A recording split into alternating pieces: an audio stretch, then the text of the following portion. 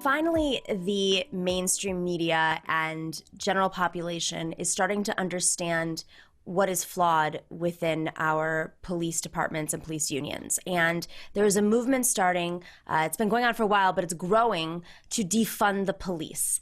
Our next guest is somebody who's been advocating for this for quite a long time. He is the author of End of Policing. The End of Policing. He's a professor of sociology and the coordinator of policy and social justice project at Brooklyn College. Alex Vitale, thank you so much for joining us. You've been a very busy guy lately. I'm going to start with just, I think, what a lot of us are thinking about on the left. There has been police brutality since the origins of police, but there have been waves of protests across big cities, across America for the last decade or so that have grown in size. What is so different about this moment? Why is it that this stuck with folks in a way that we've never seen before, and conversations like defunding the police are suddenly brought to the table in a very mainstream way? Well, I think there's some things that led up to the wave of protests in 2016, 2015. And then there's the stuff that we're dealing with right now. And obviously they're related, they're on a continuum. I think the first round of protests was about this growing understanding that mass incarceration and mass criminalization were central tools to reproducing racial inequality in the United States.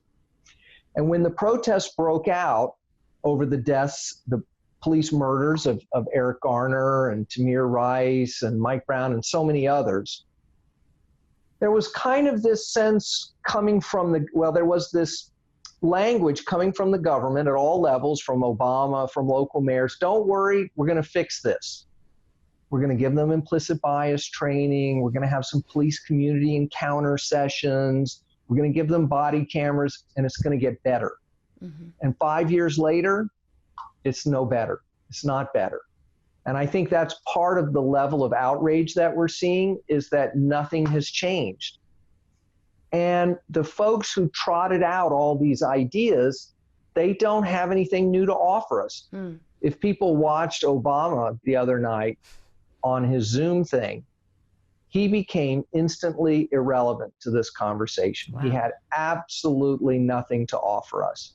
All he could do was say, we wrote this great report and we tried to implement it, and we should keep trying to implement it. Well, let me tell you, it's been implemented. Minneapolis in particular was one of the centers, the shining stars of implementing all this stuff, and it didn't make any difference. You look at cities like New York, where there are protests in every borough, almost every neighborhood at this point over the last week in response to the Mayor de Blasios. He's been pretty much, frozen, I think is probably the best way of saying it. He has commented, and he's been in a very public struggle with the police union in New York for a long time. Made note out of the situation that unfolded when Officer Pantaleo murdered Eric Garner, and all the protests emerged from that. And since then, Mayor de Blasio has revealed himself to be pretty beholden to the police union in New York. But playing the devil's advocate here, just to play it from his perspective, in his mind, the way he said it publicly, violence has gone down in this city. Crime has gone down in this city. New York is, on most given days, the safest big city in America. He stopped stop and frisk. And so from his perspective, when asked, he says, there has been a difference in the way police have conducted themselves in New York. There has been a difference in the way crime has been handled in New York. But what you're saying is that these tactics, these, the body cameras, stop and frisk, that they haven't worked, or they haven't worked to activists. So how do you respond to mayors across America are saying, we have implemented changes, but, there are bad apples, as they like to say, in the police force that, do not understand, the amount of force that they can exert or whatever the reasoning is. I'm just playing devil's advocate here to put the other perspective out there. What's the response from? Well, there's a lot to unpack here, right? So on the one hand, we have this narrative that the problem of policing is about a few bad apples, and if we just get rid of those bad apples, either through accountability mechanisms or retraining or whatever, that will fix policing. There's also this narrative that policing is the solution to crime and to all kinds of other problems. And one of the things we know is that the amount of policing and the level of crime are not particularly connected. The number of police in New York has gone up and down by many thousands of officers, and it has had no impact on the overall crime rate. During the early days of the Bloomberg administration, he reduced the headcount of the NYPD by 5,000 officers, and crime fell every year during that and after.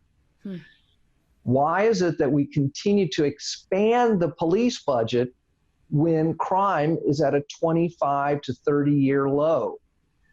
De Blasio himself has increased the police budget in the last 5 years by over $1 billion. So we need to really rethink this over-reliance on policing and this idea that the police are the solution to all our problems and that policing can be fixed by weeding out a few bad apples.